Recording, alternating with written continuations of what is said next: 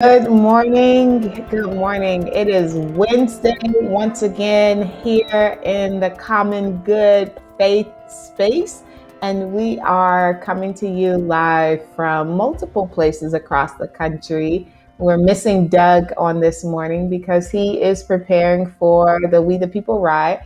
But again, we are excited about this conversation that we will have on today as we think about faith and the common good and labor. I am Reverend Dr. Stephanie Rose Spalding, one of your hosts, pastor of Ebenezer Baptist Church in Colorado Springs, and it is good to be with you here on another Wednesday. Laura?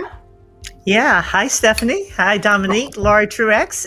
Coming to you from Chicago, Illinois. I am the pastor at LaSalle Street Church, which is right on the near north side of Chicago.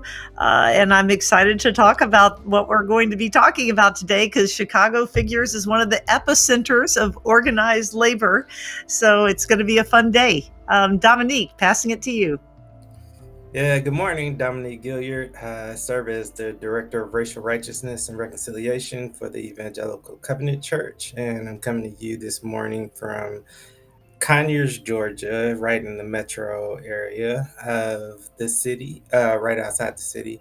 And I'm excited to have this conversation about labor because I believe that the last 20 or so months should make us think a little bit differently Mm, about the conversation of labor. mm. And just looking forward to all the different ways in which we can flesh out this conversation to make us think about the common good in a more robust way. Mm, great. Mm, So that's actually a really good place to start. Many of us have spent the last few days, this past weekend, some of us not working, celebrating Labor Day, having that Monday off. And hopefully it was an enjoyable um, celebration for you. But others of us have not only had this time, but had the energy and the responsibility to reflect on what does it mean to have a Labor Day here in the United States and what that history of labor movement looks like as we think about work and as we think about it in relationship to the common good, in relationship to our faith and spiritual formation and practice. Many of us, if you grew up in a Christian tradition, grew up reading the scripture that a workman is worthy of their hire, all of these different things as it relates to work, but also know the social movement history of organized labor, where before we were able to celebrate workers and working families, there was a time in which one, historically, just thinking about Africans in this country, labor was not justice. It wasn't a manifestation of justice. It wasn't a manifestation of equity. It was exploitation. And then even with immigrant labor here in the United States, where you had no protection for individuals who were working 12 hours, 7 days a week, where you had children as young as 5, 6 years old being sent out into to mills to work, and no protections for even age or what have you. So yes, thinking about this past weekend as well as the past 20 months is a phenomenal place to start. And I would just love to hear how this Labor Day hit home for either of you this year, given the fact that we have been living in a global pandemic. Labor numbers just came out for this month, and there's a regression that is taking place. Um, Economists thought that we would be in a different place come September, and we aren't because of what COVID is doing. So, how is it hitting for you? How is it hitting for your community as we think about labor and the common good?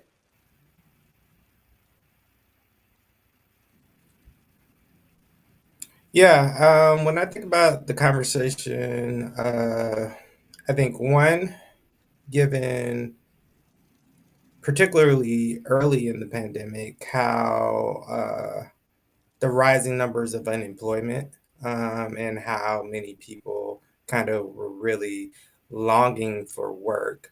I think it make it made me think about labor in a different way, and I think about, some of the ways in which some of the biblical passages I think aren't really interpreted well, kind of can make us think that, some people are lacking or impoverished because they have no desire to work. And sometimes that's just not the case. There are people who desire to work, but there's actually not meaningful work that pays a livable wage that provides a sustainable life for some of our neighbors. And I think we have to reckon with that reality a little bit more intensely than what we do. But I think also, just the reality of how many of our sisters and brothers, again, early in the pandemic, were forced to be front-facing workers, when so many of us had the privilege of being able to work from home. It made me think about these conversations about labor in a different way.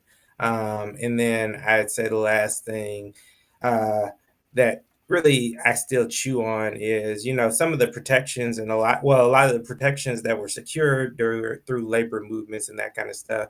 Just seeing places where there's still need for uh, greater advocacy and more accountability. I think particularly like the farm worker community, and the lack of a living wage and lack of some of the protections that exist in other labor fields, how they don't cross over to that conversation. And then one thing we'll talk about maybe a little bit later is just I think about labor, unseen labor, the labor that we don't really include within conversations about labor forces, labor that can't be unionized, like the labor of our sisters and brothers behind bars, in the ways that that is exploited, and how there are people who are getting filthy rich off their labor, but that's not part of the conversation that we generally have when we talk about the workforce and the labor Mhm. force within our country. Mm-hmm. Lots of dimensions, right? Yeah. It's interesting. Here it is, September 2021. And I feel in many ways like I did not expect our conversation around labor, my dismal outlook on labor. I did not expect myself to be feeling this.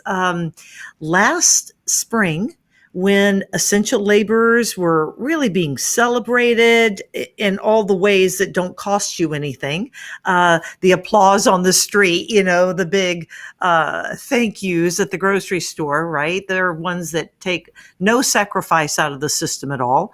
I would have thought that we would have experienced more of a groundswell of understanding, solidarity, support for, recognition that there is an army of people who are the bedrock of everything. And as a group, as a nation, we would have really pivoted the spotlight to be on this essential, truly essential workforce, right? That has not happened. That's not happened.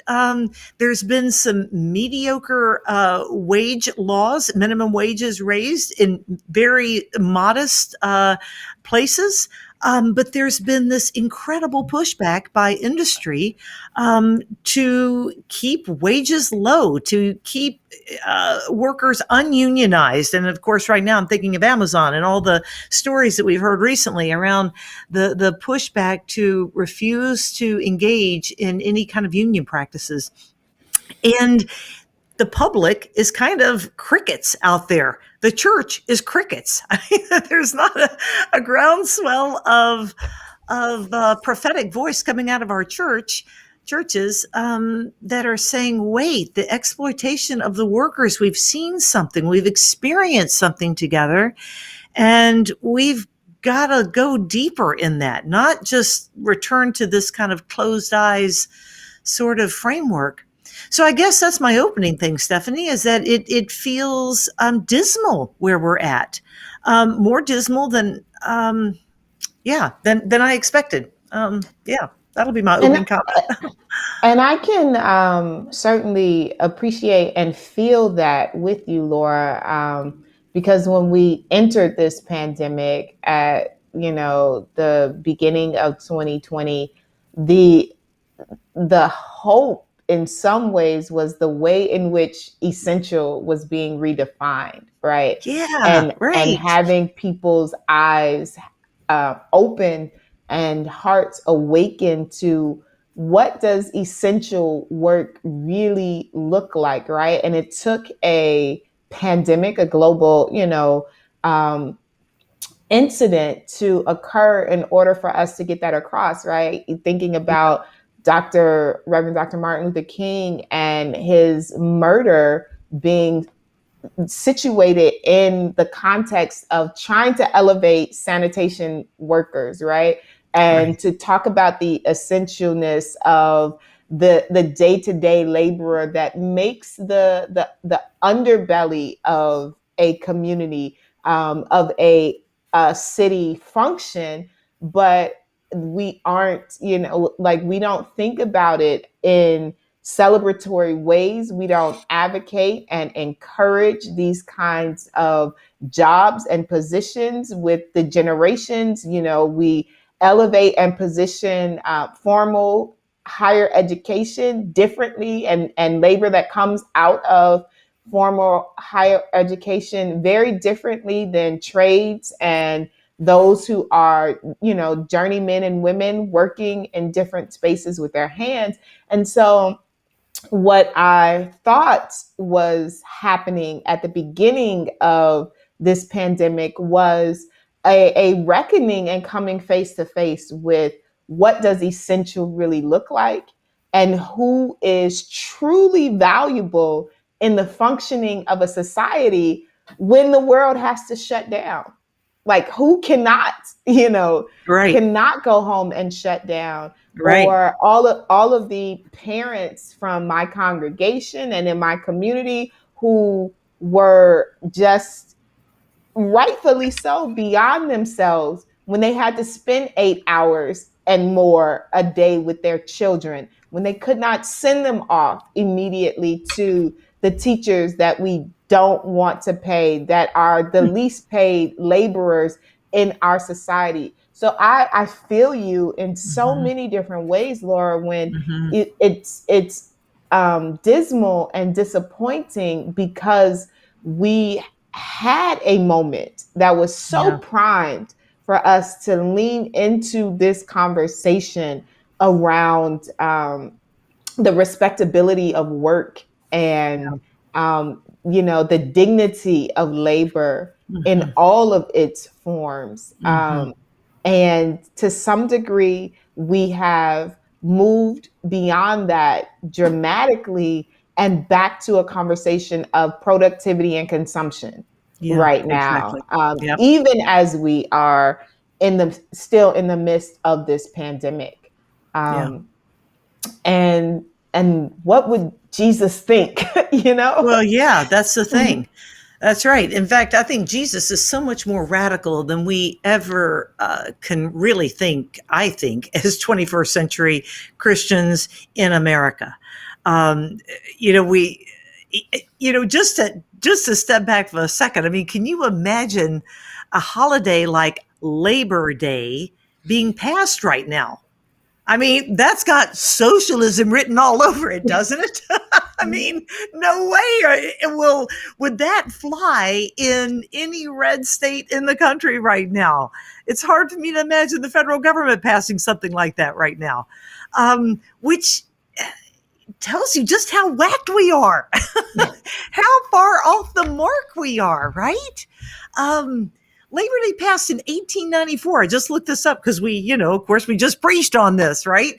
And reflecting on what it was like in 1894 and reflecting on this, in Chicago anyway, we had the Haymarket riots, Mhm. which you know what the Haymarket riots were all about? I mean, Dominique, you may remember this from your time in Chicago here. I don't know, but it was peaceful people on the street looking for an 8-hour a day workday. That's what it was all about. It turned violent because the police turned it violent. The Pullman strikes down on the, in Pullman, which at that point was a company town just on the south side of Chicago. This is Pullman Railroad. The workers were striking because they were conscripted to live in a company town, paying exorbitant rents. Historians across the board say at least 20% higher than what rents were going for in the immediate area, forced to purchase from the company store all of their stuff, their groceries and the like, and subject to the whims over no overtime, terrible working conditions. And that turned violent because somebody else put a bomb on them. I mean, yeah. Okay. So in the midst of all the that, irony of it, because they just opened the Pullman Railroad Museum like this Labor Day. That oh, wow. The irony of it. So that happened this weekend as a National Historic Landmark. So yes, you're absolutely right. Yeah. Yeah, I mean, when you look back on those moments, and you kind of peel back some of the I don't know, the lure that's gone on top of them, and you just look at these regular people, these folks who are just this is the bare minimum, right? This is the bare minimum of just being a person alive, wanting to work, wanting the dignity of work, wanting to provide for their families, wanting a shot. Just that's it.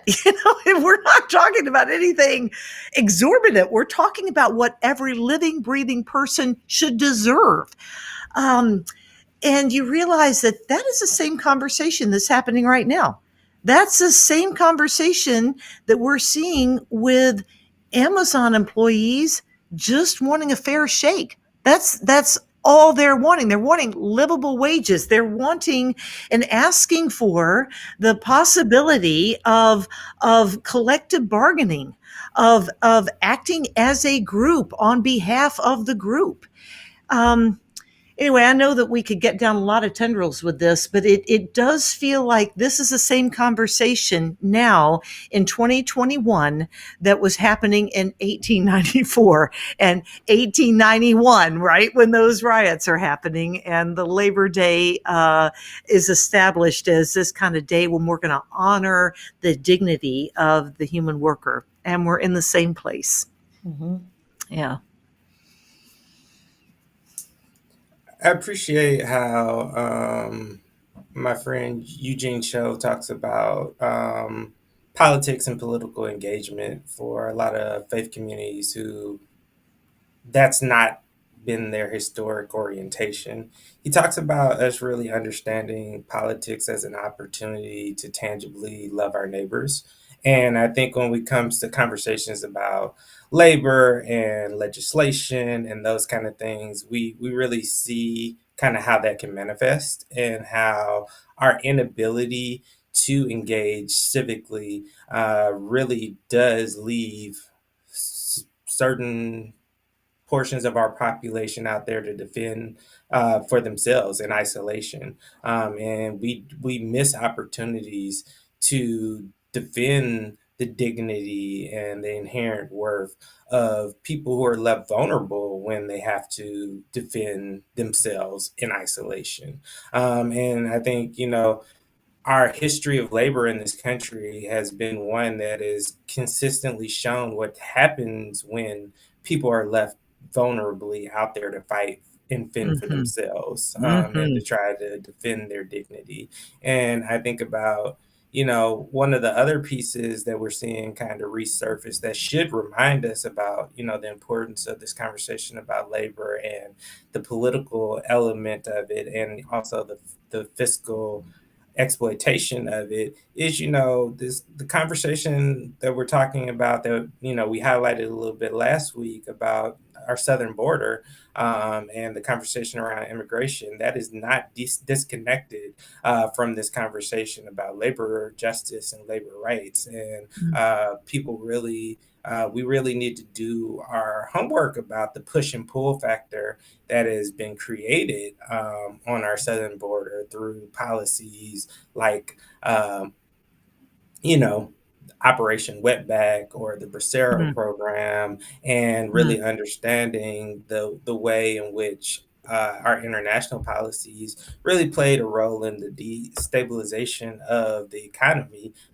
in countries south of the border. And, I think without us really reckoning with that, then we can really think that, like, oh, what we should be ascribing towards is kind of staying above the fray, or we don't really see politics as something that is connected to our faith in a way that really does leave us prone to missing opportunities to really tangibly show our love for neighbor and concern. And I think the last way I also think see a connection is one of the pieces of labor that I don't hear talked about often, but I see as a real problem, particularly within disenfranchised communities, is wage theft.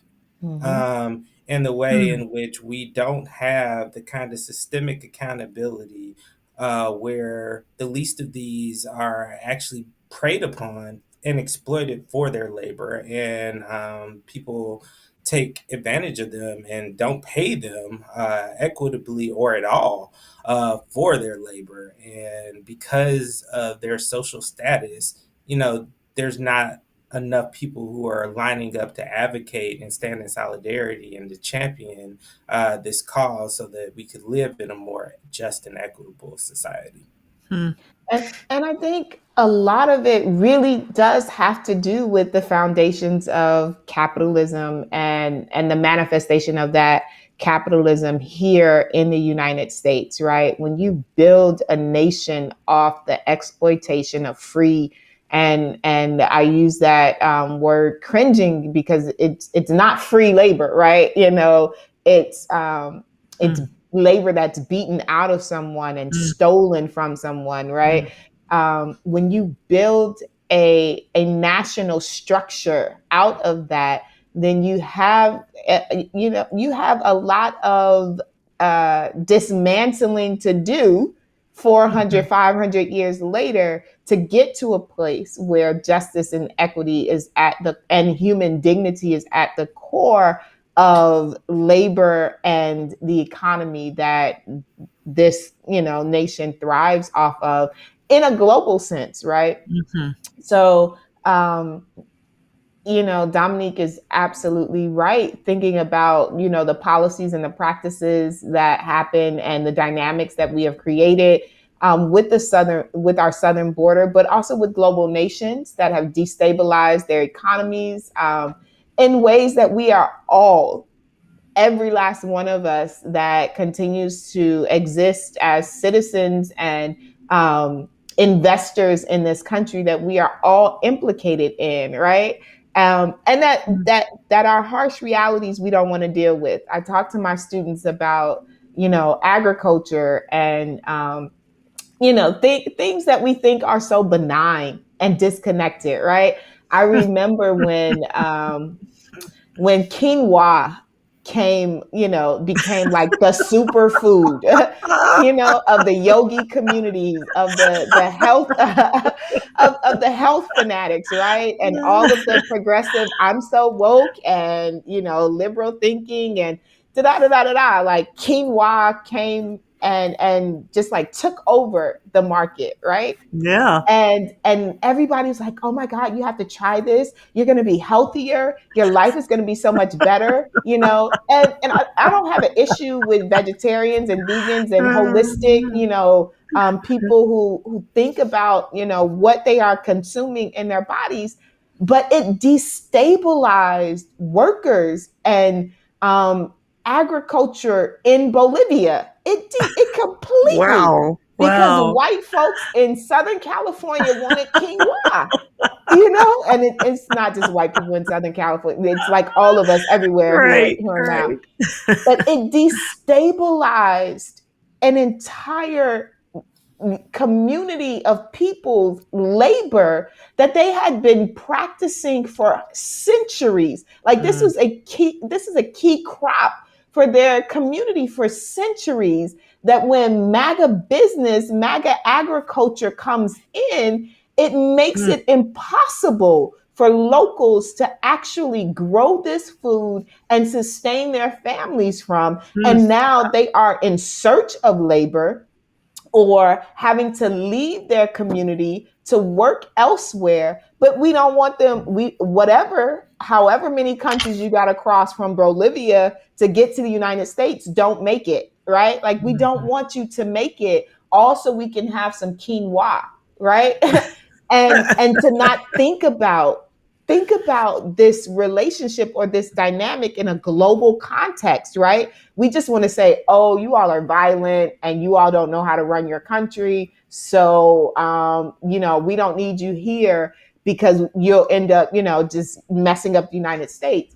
The other piece of that is I remember when Arizona was in the battle around removing La Raza studies and ethnic studies from its curriculum, and also making it possible for the stop and frisk of immigrants, and to Right. having to articulate your citizenship or immigration status. And they passed all of this anti-immigrant and racist legislation, but on top of it, like it and I just it really just left me speechless. On top of all of the anti-immigrant legislation that they passed in that season, they also passed the ability for day laborers to come and work, because we Mm. still needed you to work these farms and get this lettuce and go home back across the border at the end of the day. And I was just like, Mm. the hypocrisy. And Mhm. nobody wants to talk about this. Nobody wants to Yeah. bring, like how is it possible, ethical, that this is even probable and passable for a state in this country to be able to do that to human beings. But again, going back to the point, when your foundation for an economy is built on the exploitation of labor, then it is going to continue to bear that kind of fruit. Mm. Mm. Yeah, it does feel like there's something at the very core of who we are or how we've structured this that is always going to win, no matter what our intentions are, no matter these movements that come in and try to force a door open or a change to be made. That it's back to that kind of powers and principalities thing that Paul talked about. That's what we're really wrestling against. There's a structure that we like to think is invisible. We like to think we don't see it, but we do see it. Occasionally, the curtains pull back. We see what's behind this, pulling the strings. I think I appreciate Stephanie, tying these dots together. We are formed on the exploitation of others. We are also formed in this way that we don't want a safety net. And I'm kind of thinking about the whole of how Europe often has this large safety net underneath. You may not, have you may not have everything you want, but you're probably not going to have to go homeless. There'll be a way that your rent can be paid. There'll be a way that you can get medical care. Let's just talk about Britain, just England, right? But here in America, there's no expectation you're going to have medical care. There's no expectation that anybody's going to come in and provide housing for you. Talk about the vulnerability of being on your own, as Dominique just shared. You really are on your own in this country, and the possibility exists, sure, that you might climb very high on the ladder. And there will be some that for whom that happens. There's also the strong, possibility, the strong outcome that you may be destitute and wonder As a woman in our church is wondering right now, I've got $12,000 in my bank account. That's all my money in the world. I'm 81 years old and I've been diagnosed with Parkinson's, and I don't know where I'm going to live, and I don't know how I'm going to live. And I have no children, and I've got a church community. That's what I got to hold on to here. So anyway, I say all that, and then I think about the structures of capitalism itself, right? That these businesses are designed to make money for the shareholders. That's stated. It's loud and clear. It's all over. It's easy to hide behind the screen of that's how I'm formed. I'm formed to make money. For my investors, period. I'm not here to do a social good. I'm not here to pay living wages. I'm not here to, as Jim keeps telling us convictingly in the chat here, that wages and housing, right, are connected. You saw that picture coming out of the new Amazon facility in Mexico next to the shanties all around it. I mean, there's a way that Jeff Bezos can come out and say publicly, what is this to me? This is not what my shareholders are asking me to do. I'm here to make money for them. So unless we're going to really rise up with a prophetic voice and say, no, no, how do you change that? Again, it's back to the powers and principalities. Unless we really, we find our voice, a collective voice, it's Dominique in the corner over here trying to raise the banner on incarcerated labor and the exploitation of it. It's Stephanie over here connecting this dot of the framing of our country and where we find exploited workers right now. It's random, right? I feel like we need a new uprising. Somebody's got to lead, right? And I think that. Go ahead, Dominique. I was just going to say, I think, we have to really reckon with the way our complicity with this as the people of God in our churches and our discipleship, and the way in which scripture, for Christians explicitly addresses economic exploitation and does it consistently. But within our preaching, our teaching, our Bible studies, our, discipleship resources, we neglect the conversation. And I think our negligence really does start to form and shape us in a way where we can become complicit. And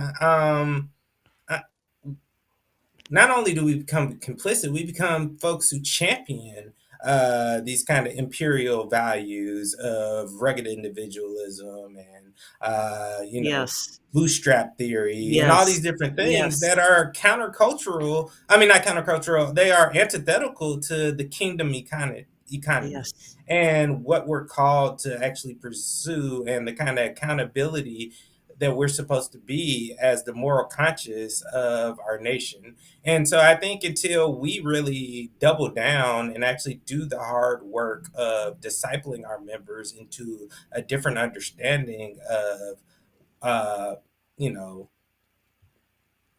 finance and what does it mean to pursue the common good and shalom and flourishing collectively instead of just individually, we're going to continue to circle back to this conversation. And Laura, you were talking earlier about things that would never pass. You're talking about Labor Day would never pass. Man, I think about like gleaning laws and that being like the expectation for the people of God, like to have that conversation in 2021, that would be. And it's so it's so necessary, right? I do think that the work of the Poor People's Campaign is at the heart. Like that is a movement to connect to when we really think about the church being a prophetic voice in this moment, and Reverend Barber and what he is doing as it relates to a morality, like being a conscience for the nation.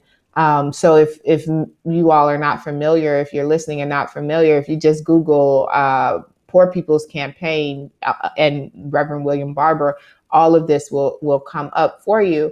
But even to the point of like, what are we doing in our congregations? I remember when I was called to pastor Ebenezer Baptist Church, and I've said this before. The reality is, for me, pastoring is to this specific congregation for a specific season at a time. I did not go into pastoring as a career path, so to speak. So I am bivocational. I do have a job, and I saw it structurally, my ability to say yes for the uniqueness of the congregation in and of itself, right? Where they were as a new church plant, having to lose their planting pastor because they did not have the economic ability to sustain a livable wage for their pastor. And so I've gotten into these discussions, particularly with other church folk, where I certainly recognize that a workman is worthy of their hire, right? That there's a necessity in some situations to even the pastoral, the labor, the spiritual labor, and to have a value set for that. But I also wrestle with a number of organizations or structures in the American church, the Christian church, writ large, where the pastors are flourishing in ways that is not reflected across the congregation. Amen. And the exploitation, I was Right. just at an event this past weekend, and hearing people that I know whose hearts are yearning for God, whose hearts are still committed to their spiritual practice, but who will not show up in a church because they were tired of the offering for the pastor's anniversary, the wife's, vacation fund, just like all the things, right? Like the roof fund that has been going on for 20 years. Like, when we gonna get the roof fixed for real? Yeah. And so, like, this tug of and push and pull of, yes, how do we do what is honorable and decent, even for the spiritual work that people are giving unto a body of people, but also knowing that the body has to be flourishing just as well, right? Like, and we cannot be asking people who are in these situations, well, how much tithing have you given before we can give you of this benevolence fund? Like, let me see your record. Like, what is that about? What is that about? Yeah, there's a lot there, Stephanie. There's a lot there, and we got to start cleaning up our own house on all that. I am heartened by the rise of B Corps. And some of you guys probably, our listeners and on this call, probably know a little bit about B Corps, probably more than me. But I'm just becoming increasingly aware that B Corps, which are those corporations founded with a balance between profit and workers. So it's not about your main reason to be is not about just making money. It's B Corps can legally use profits and growth as a means to a greater end, particularly in a positive impact for their employees or their communities, or in the case of Patagonia, we've been hearing a lot about them for the environment. And I've given a list to friends of mine, like, these are B corporations. Join me when I have an opportunity to buy a sleeping bag. I buy it from Patagonia. When I need a new jacket, I'm going to buy it from a B corporation. I mean, in as far as possible, I can at least align my little pocketbook here with values in that, I'm trying to live by. It is absolutely a mustard seed. I can well imagine hearing that comment and thinking, wow, okay, well, that's the very long millennial game you're playing there. Yeah, it is. And I sort of think like eating less red meat started out as the very long millennial game. And yet, there's been some progress and it's good for the environment, right? Good for us and good for the environment to eat less red meat. So I it's, in some ways, I find it very unsatisfying. And I feel like this is where, for me, faith and pragmatism, um, and despair all kind of land. Mhm. I get last week I read a quote from Cesar Chavez that he had given at the Commonwealth Club.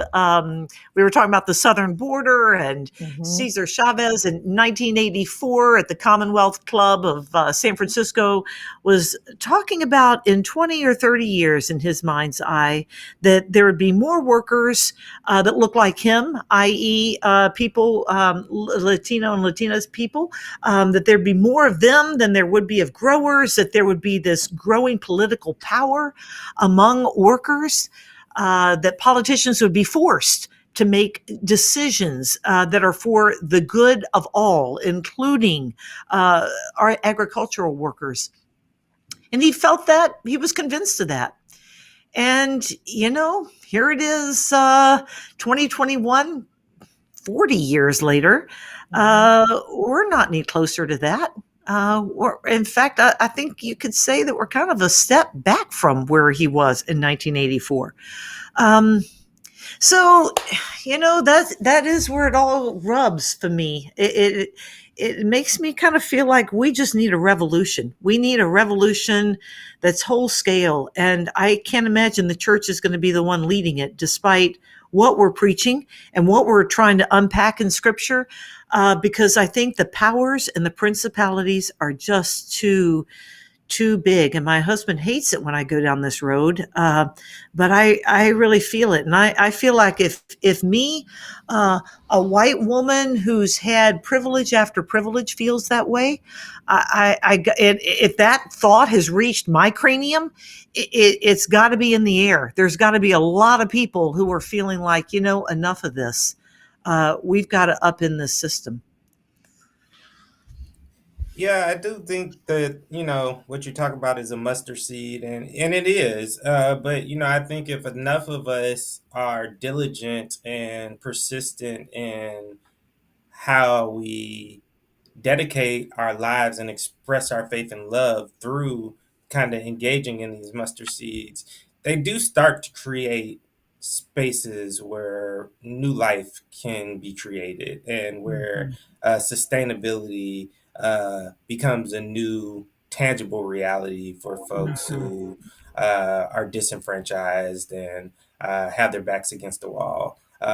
And so, say a similar concept is, I really encourage folks to find people in your community who are willing to provide opportunities for work for returning citizens, and to be intentional about uh, giving your business to those companies. And in other instances where there are folk in your community who don't make that choice, kind of, to borrow a church phrase that's going on right now, leave loud. Mhm.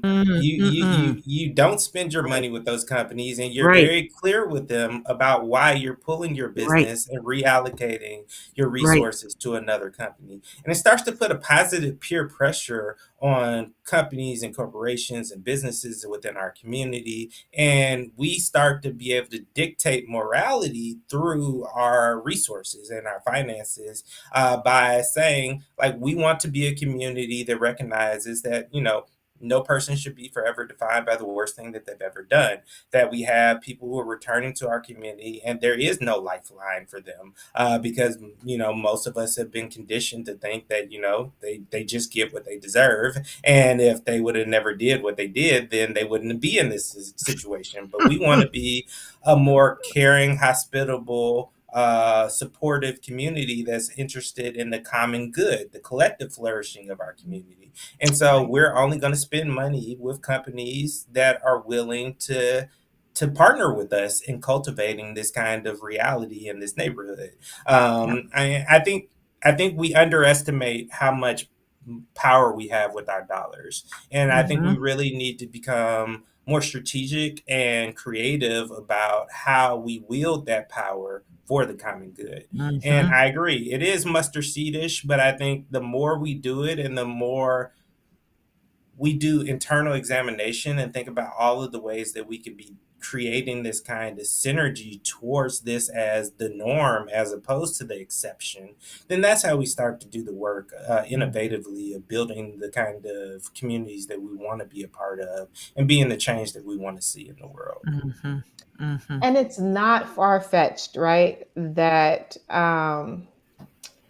it seems and it feels like a mustard seed, right? But it's so possible because it just happened, right?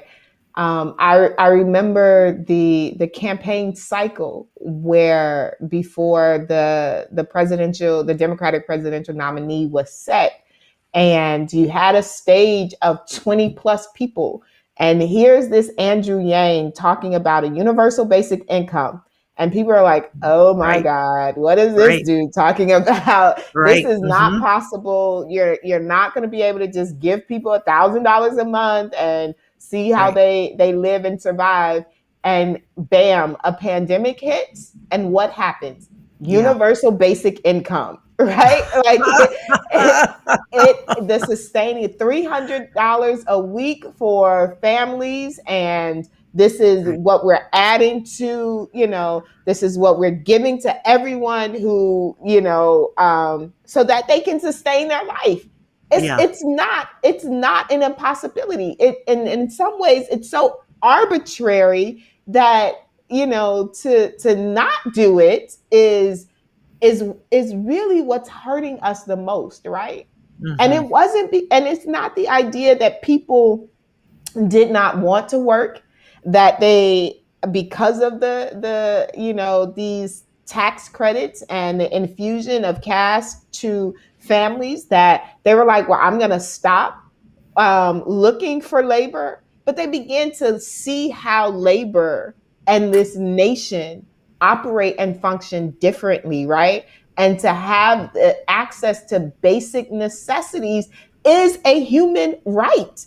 And it Mm-hmm. helps people. It genuinely helps people to lean more into their human dignity and decency, to want to flourish in ways when the basic necessities of life are provided for you, where that balance between the rising cost of housing and wages are happening, when you can get access to health care. Again, universal health care happened during this pandemic. Anybody want a vaccine? Go get it. Mm-hmm. Like Mm-hmm. anybody who desires a vaccine is capable of going to get it. It should be the same with everything, right? Anybody who has any medical issue should be able to go and get what they are in need of, so that we can continue to be functional human beings in our society. Mm-hmm. Yep.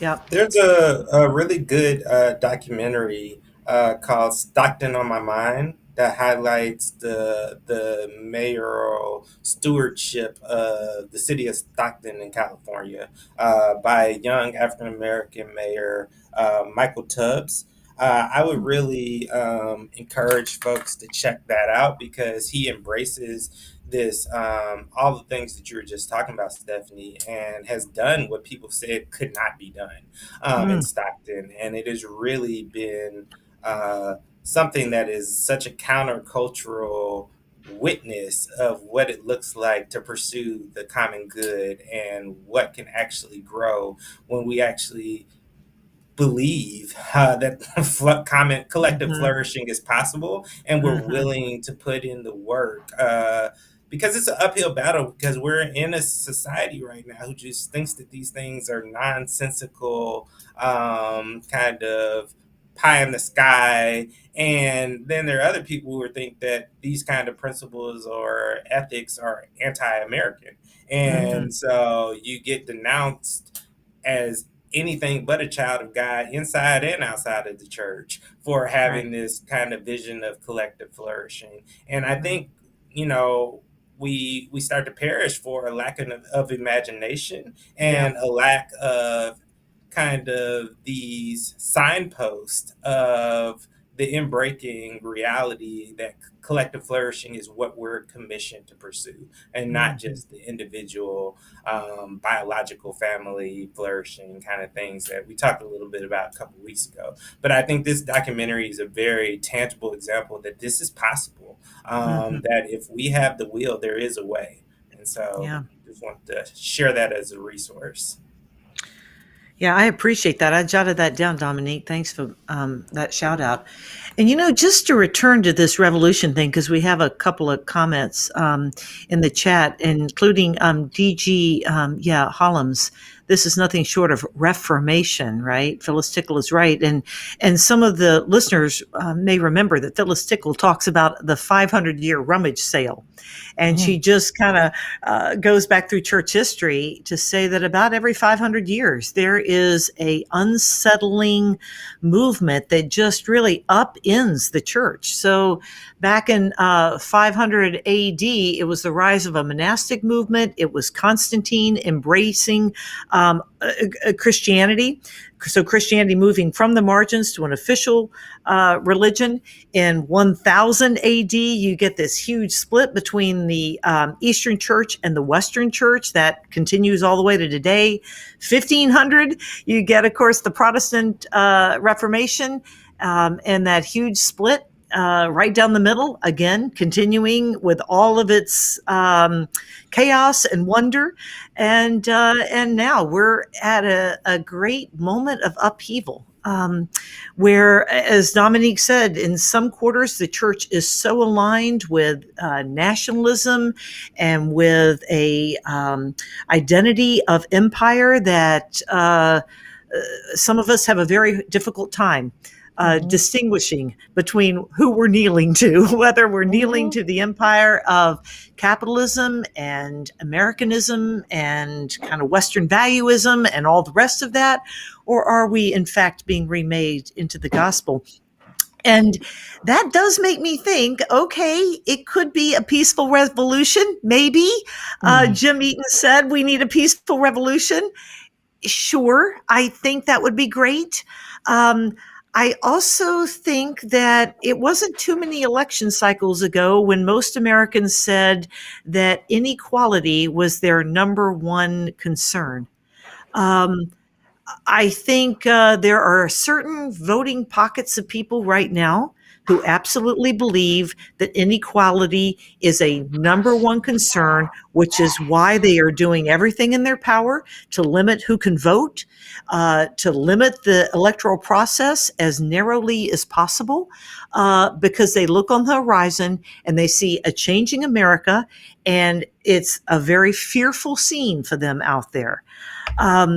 So I also think inequality is a huge concern, and I see it as a minister because I think it is the inequality that we very comfortably live with, many of us very comfortably live with, is antithetical to the gospel that Jesus lived and kept teaching on. Again, we've touched on Jesus' teachings, but we do backflips to explain that parable of how a worker can come at 5 o'clock and get the same amount as those who showed up at 8 a.m., right? And that's probably including the three of us. It's hard to understand. How do you build a system when everybody's getting the same wages? Jesus, how is that possible? How do we keep the 8 a.m. workers engaged? How do we keep them out there in the, working away? It's just very hard to really embrace, I think, just how radical Jesus was about this and how clear he was around the dignity of the worker and the insistence that everyone has a place in the kingdom of God and that the last truly are first. So get on board, people, because this is the kind of train I'm driving here. So yeah, I say all that. I'll stop talking now, but my prayer is that it's a peaceful revolution.